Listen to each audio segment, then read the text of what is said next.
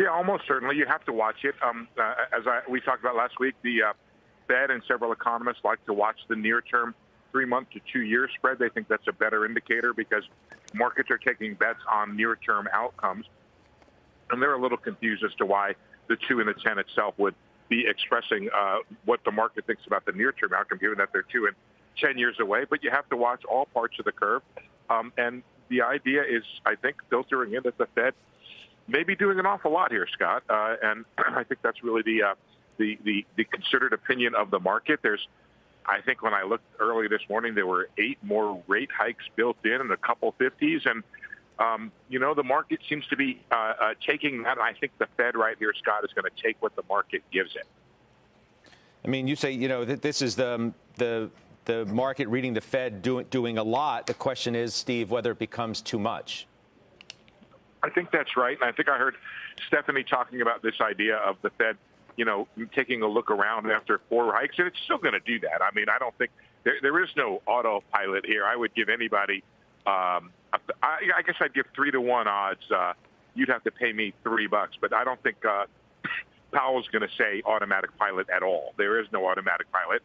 But I think he sees, the general view here is the Fed has to get to neutral and wants to get to neutral relatively quickly. So I think it's not going to really look a whole lot around until it gets to around 2%. I think that's, 1 3/4, 2%. It needs to get there and get there relatively expeditiously.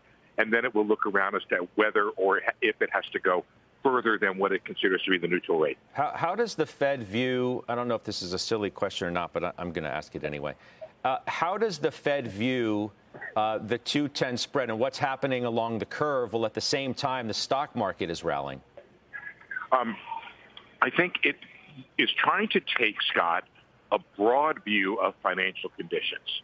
It doesn't look at any single point in the curve. It doesn't look at any single indicator.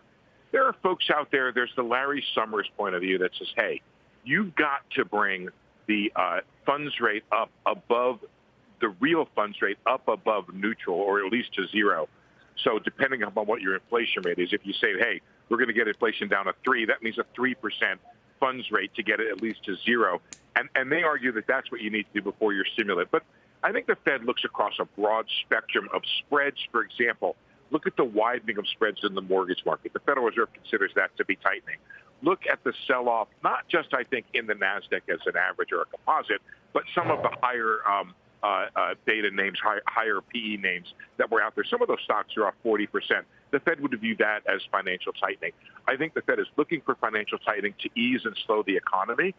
And honestly, it's looking at the extent to which this economy ends up in a soft landing or the possibility of a recession. I don't think they would rule that out at this point, but I think that they're doing what they believe they need to do, which is to fight inflation and kind of deal with potential economic outcomes on the backside of that. You could read the activity in the stock market, I guess the Fed could, and say, see, it's working. We're speaking loud and clear, and the market is okay with what we're doing because look at what stock prices have done from the bottom. We've talked about that a lot, which is what the Fed is looking for from the stock market. The big concern, I think, of somebody like Jay Powell is that he doesn't come in the morning and the market is gapped down 5,000 points.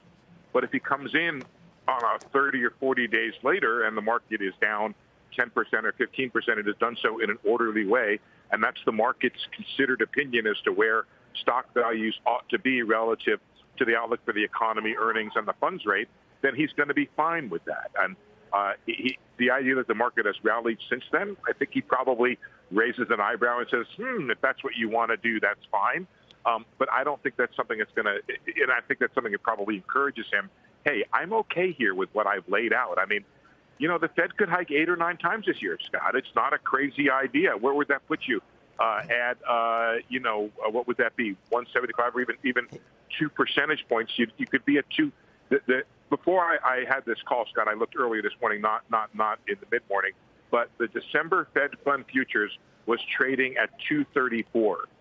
So you do the math from 0.37. That's 200 basis points of additional tightening. And hey, like I've said 100 times, you guys are already living with that. Look at the change in the 2-year from when Powell pivoted in November. You are up. There is 200 basis points of tightening already in the market. When Stephanie comes into the office and decides what to invest in, she's already dealing with the 200 basis points 2 year in the economy right now.